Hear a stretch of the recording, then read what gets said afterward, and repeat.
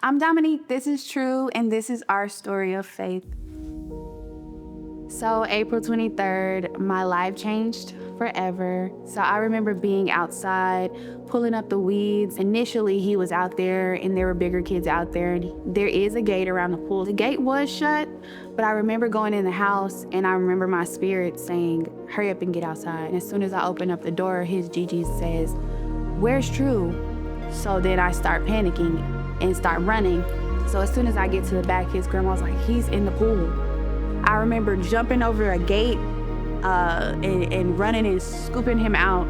He was blue, he was cold.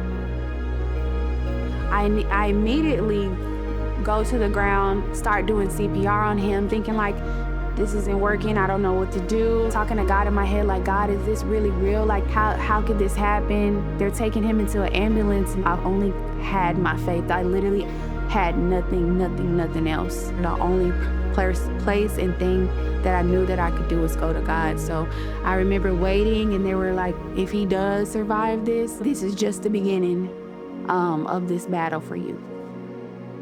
For 3 days, he laid there with all these like wires and monitors and just machines hooked up to him. And I talked to God and I said, God, like, I don't know what this is for.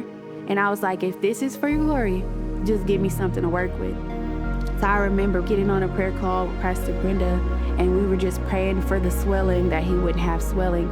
And I just remember just calling on God saying, he shall live and not die.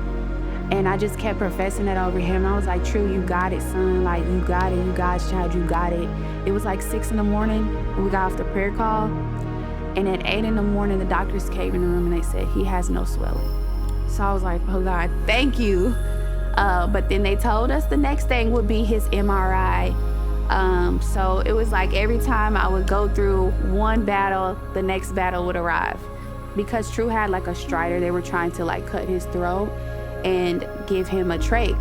So I was like, okay, I'm gonna pray about it. And I remember I had got these seeds one Sunday from church and I put the seeds up in the windowsill.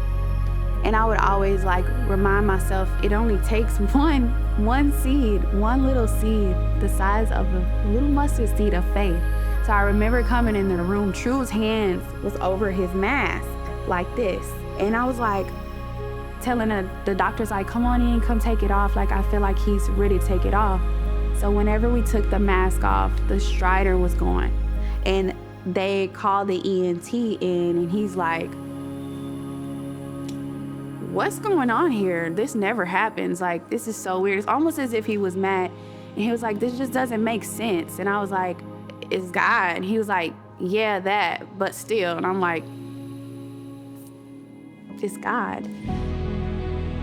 True has defied so many odds.